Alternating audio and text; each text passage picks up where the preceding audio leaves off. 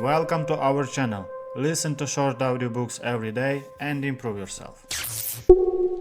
Voltaire, Candide, or All for the Best.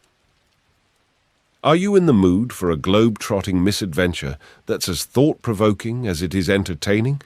Then get ready for Candide, a classic satire about a hopelessly naive and terribly misfortunate young man who just can't seem to catch a break. Written in 1759 by the renowned French philosopher Voltaire, Candide arrived at the height of the Enlightenment.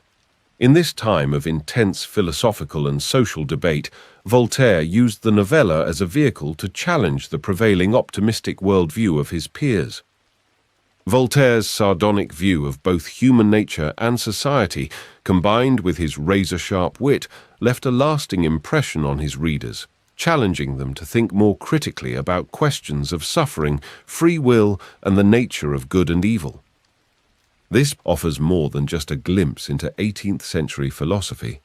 It will provide you with a timeless, humorous lens through which to examine your own beliefs and societal structures. All for the Best. We first meet Candide, our hero, in Westphalia, Germany, where he resides in the castle of the venerable Baron Thunder Ten Tronckh. Rumoured to be an illegitimate son of the Baron's sister, Candide lives a sheltered life among the royals, not quite respected, but well tolerated. From a young age, the good-natured boy finds himself under the tutelage of Dr. Pangloss, a professor of metaphysico-theologico-cosmologology who espouses a doctrine of extreme optimism. He instills in Candide that all is well, as they're already living in the best of all possible worlds. Naive Candide absorbs Pangloss's every word, believing him to be the greatest philosopher of all time. Apart from the Baron and Pangloss, Candide shares the castle with the 350-pound Baroness and her two teenage children. One of these children is the beautiful but bland Cunegonde. One day, Cunegonde observes Pangloss giving a lesson in experimental natural philosophy to Paquette, one of her mother's chambermaids. Piqued by this demonstration, Cunegonde decides to try some moves on Candide. But their little romance proves short-lived. When the Baron discovers them kissing behind a curtain, he kicks Candide out of the castle. Alone in the real world, Candide's optimism is immediately put to the test. Cold and hungry, he finally arrives in the nearby town of Waldberg-Hoftraub-Dickdorf, where he meets two kind strangers who offer him food and drink. They turn out to be recruiters for the Bulgarian army, who end up tricking him into joining their cause. On his first day with the Bulgarian military, Candide receives 30 blows with a cudgel for his poor efforts. By his third day, he receives only 10, for which his comrades begin to regard him as a prodigy. But the true horrors of his military service are only just beginning. After a brutal battle with the Tartar army, Candide finally manages to escape, stumbling over a battlefield covered in brains, arms, and legs. He runs into the arms of a kind Anabaptist named James, who graciously takes him in, cleans him, and feeds him. The next day, Candide sees a wretched beggar on the road. The poor man is covered in sores, with a half-eaten nose and rotten teeth. The beggar turns out to be his old teacher Pangloss, and he has some terrible news.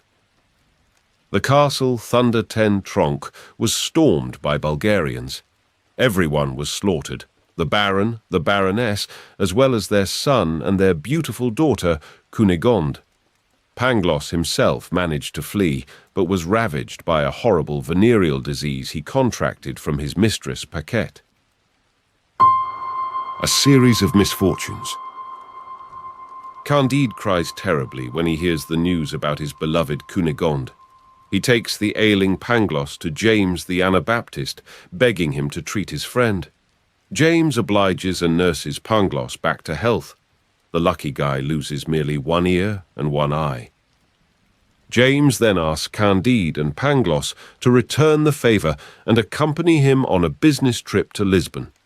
On board the ship to Portugal, the three men philosophize about the nature of good and evil. Pangloss, despite the horrors he's seen, maintains that everything is for the best. The greater the misfortune of an individual, he muses, the greater the general good. Just at that moment, the ship is caught in a horrible storm. In the chaos that ensues, good-natured James manages to rescue a sailor who nearly tumbles overboard. But when James falls in the water himself, the sailor leaves him to drown. Pangloss and Candide survive the storm, paddling into the Lisbon harbour upon a loose ship plank. But as soon as they set foot on dry land, an earthquake strikes, turning half the city to rubble. For the next few days, Candide and Pangloss rummage through the ruins, feeding off scavenged scraps. Finally, the government of Lisbon decides the best way to prevent further earthquakes is to conduct an auto da fe, a public execution of the enemies of the Spanish Inquisition. Candide and Pangloss are among those rounded up, Pangloss for philosophizing too much, and Candide for listening to him. At the auto da fe, poor Pangloss is hanged, while horrified Candide merely receives a whipping. After the ordeal, he's taken in by an old woman. Candide spends several days recovering at her house before she leads him to a mansion in the countryside. There, a wonderful surprise awaits our young hero. Inside the mansion, Candide meets his beautiful Cunegonde, alive and well, and she has her own story to tell. After being violated and stabbed by Bulgarian soldiers, she was taken in by the captain of the army as his private mistress. The captain ended up selling Cunegonde to a Jewish businessman who took her to Lisbon. Here, the Grand Inquisitor laid eyes on her. After lengthy haggling, the Jewish man and the Grand Inquisitor decided to share the young woman, each allowed to spend half the week with her. They set her up in the remote mansion, content with their deal. It was Cunegonde who'd recognized Candide at the auto da fe and had arranged for the old woman to retrieve him. A short-lived reunion. Just as Cunegonde finishes her story, the Jewish businessman arrives at the house. When he sees Candide, he flies into a rage, hurling abuse at Cunegonde for her treachery. Candide draws his sword and, to his own horror, stabs the man to death. As he's consulting Cunegonde and the old woman about what to do with the dead body, the Grand Inquisitor arrives. Panicked, Candide draws his sword once more and again stabs a man to death. Now it's clear that Candide, Cunegonde, and the old woman have to flee. They make their way to Cadiz in Spain, not without losing all of their money on the way. In Cadiz, Candide shows his military skills to a Spanish officer, who immediately makes him commander of his troop. The troop is setting sail for Paraguay to quash a revolt of the natives. Candide doesn't think twice about joining them, taking Cunegonde and the old woman with him on board the ship. During the voyage, the old woman shares her harrowing life story. Once the Princess of Palestrina, she first witnessed the murder of her fiancé, then the violent assault of her mother, after which she was sold into slavery, surviving rape, famine, and war, finally ending up as a servant of the Jewish businessman. Arriving at the port of Buenos Aires, the travelers are greeted by the governor, a certain Don Fernando de Bahara y Figueroa, y Mascarenes, y Lampurdos, y Sousa. The stately, arrogant governor immediately takes a liking to Cunegonde, ordering her to marry him. At the same time, Candide learns that the Inquisition has been pursuing them. Their ship is already in the harbour. The old woman advises Cunegonde to marry the rich governor to protect herself. Candide flees, taking with him a Spanish valet named Cacambo. Cacambo suggests they ride inland and join the Jesuits, who are fighting against the Spanish oppressors. But when they make it to the Jesuit leader, Candide is in for another surprise. The Jesuit commandant is none other than young Baron Thunder Ten Tronc, the handsome brother of Cunegonde. He miraculously survived the assault of the Bulgarians, making his way to Latin America. But the heartwarming reunion quickly turns sour when Candide declares his intentions to rescue and marry Cunegonde. The young baron opposes the union, striking Candide over the head. Before he knows it, Candide has stabbed yet another man. Disguised in the dead baron's clothes, Candide and Cacambo flee into the jungle. There, they survive a strange and dangerous encounter with a local tribe. After their horses die of fatigue, the intrepid duo decide to continue in a little canoe they find by a river, but they quickly lose control of the boat in the violent current, passing out as they crash into a bed of rocks. The riches of El Dorado. When Candide and Cacambo awaken, they find themselves in paradise, the mystical city of El Dorado. Here, the streets are paved with precious stones, and even the simplest houses are made from gold and jewels. The inhabitants live in perfect harmony, guided by reason and mutual respect, rather than rigid laws or religious doctrine. They show Candide and Cacambo perfect hospitality, urging them to stay in their hidden paradise. But despite the perfection of El Dorado, Candide decides that he must return to the city to find Cunegonde. As they depart, the king gives them 100 red-wooled sheep, each laden with diamonds and precious metals, not understanding why the two men are so interested in these pebbles. Candide and Cacambo are ecstatic, believing that their new riches will solve all their problems. But once back out in the jungle, their hardships continue. They travel for weeks to reach the coast, losing several sheep along the way.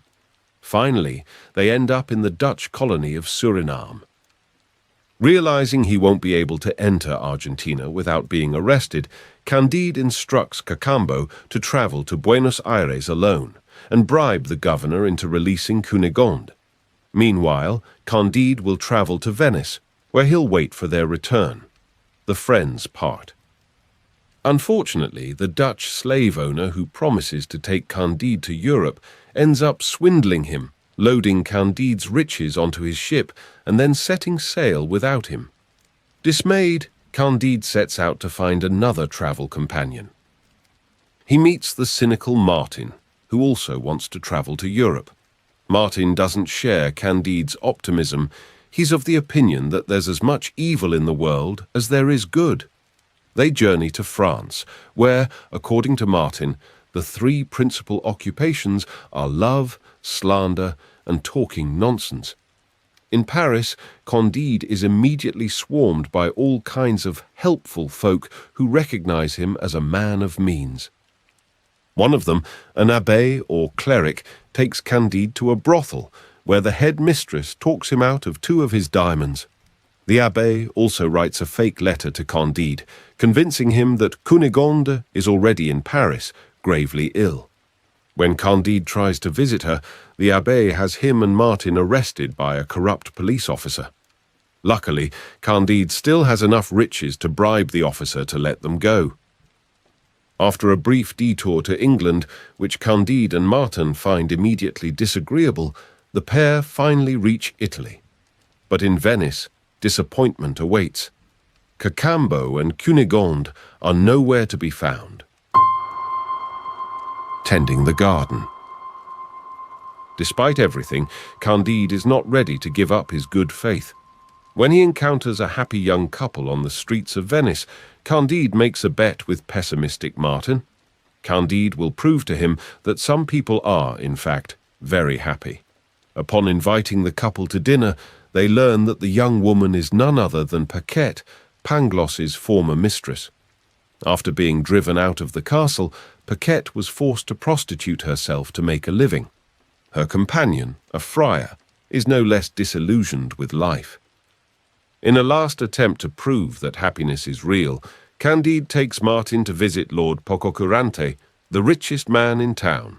Surely, this wealthy man has nothing to complain about. But Candide finds Pococurante totally apathetic in the face of his expensive paintings, overflowing library, and exquisite musical entertainment. His optimism takes another hit, but a miracle occurs just in time to revive it. At an inn, Candide recognizes Cacambo. His old friend explains that through a series of misfortunes, he's become enslaved to a former king. Cunegonde and the old woman are in Constantinople, serving a local prince. Candide is overjoyed to have new hope. He buys Cacambo off his master. Together with Martin, they set out to find Cunegonde. On board a galley in the Bosporus, Candide recognizes two of the disfigured slaves rowing the boat. It's the young Baron and Pangloss. The young Baron survived Candide's stabbing, while Pangloss was miraculously reanimated after his hanging in Lisbon. They both ended up in Constantinople, where they were arrested and enslaved. The Baron for bathing naked with a young man, Pangloss for offering flowers to a Muslim woman. Candide immediately pays the ship's captain to free the two. He asks Pangloss if after all this hardship, the old man still believes that all is for the best. Pangloss maintains that since he's a philosopher, he cannot retract his opinion. And so, Candide, Martin, Cacambo, Pangloss, and the Baron all arrive in Constantinople to free Cunegonde and the old woman. Candide is in for a little shock, however. Formerly beautiful Cunegonde has become ugly and withered. Fancying himself a man of honor, he nevertheless pays the ransom, determined to marry her. Surprisingly, her brother, the Baron, still opposes the marriage. After some debate, the group decides to deliver him back to the galley owner. Candide uses the last of his money to buy a small farm for his wife and entourage, but a happy end fails to materialize. Cunegonde grows uglier and more combative by the day. Cacambo has to work back-breaking hours to bring in money for the estate. Pangloss feels forced to espouse a philosophy of optimism he no longer quite believes in, and the old woman is more feeble than ever. Only Martin seems content with his fate, certain that any other would be worse. The group spends their days comparing their past hardship, arguing over who's had the worst fate. Candide's former optimism is waning. But finally, an encounter with an old Turkish farmer resolves his crisis of faith. Asked how he is so content, the farmer tells Candide that he just keeps on working his farm, providing for his family.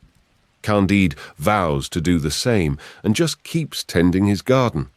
With this new philosophy, he's finally able to cultivate peace on the farm. The story of Candide is a scathing satire of philosophical optimism, particularly targeting Leibniz's theory that this is the best of all possible worlds. Voltaire uses Candide's misadventures to dismantle this notion, exposing the deep-seated flaws of such a simplistic worldview in the face of the harsh reality of human existence.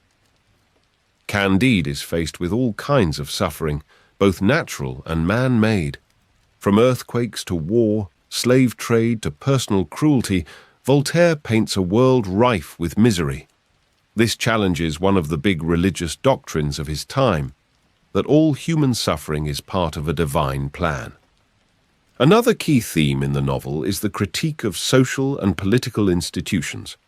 With his sharp wit, Voltaire takes aim at the Catholic Church, European monarchies, and colonial powers. He exposes the hypocrisy, corruption, and absurdity inherent in these power structures, questioning their legitimacy. In doing so, Voltaire's not afraid to make fun of his own countrymen, portraying the Parisians as debauched, opportunistic swindlers. Throughout the novel, Voltaire emphasized the notion of practical action over abstract philosophy. Candide grows gradually more empowered throughout his journey, finally taking his fate into his own hands. He manages to save himself and free many of his friends. His developing pragmatism leads Candide to the famous conclusion that he must simply cultivate his garden. Voltaire hereby suggests that engaging productively with our immediate circumstances is more valuable than grand philosophical systems. Ultimately, Candide advocates for a middle ground between blind optimism and abject pessimism. Voltaire encourages a pragmatic approach to life that acknowledges the world's imperfections but still strives to improve one's own circumstances. Suffering is a part of life, but that doesn't mean we must accept ours without complaint. To Candide, by Voltaire, you followed the satirical misadventures of an unlucky optimist. Candide, a naive young man, is expelled from his sheltered life in a baron's castle after falling in love with the baron's daughter, Cunegonde. Thrust into a chaotic world, he encounters war, natural disasters, and human cruelty, challenging his tutor Pangloss's optimistic philosophy that this is the best of all possible worlds. Candide's journey takes him across Europe and to the Americas, where he briefly finds utopia in El Dorado, but leaves in search of his beloved Cunegonde. After numerous misadventures, reunions, and losses, Candide finally reunites with a much-changed Cunegonde and his old companions. Disillusioned but wiser, they settle on a small farm where Candide concludes that rather than philosophize about the nature of the world, we must cultivate our garden. This simple life of productive work becomes their path to contentment in an imperfect world.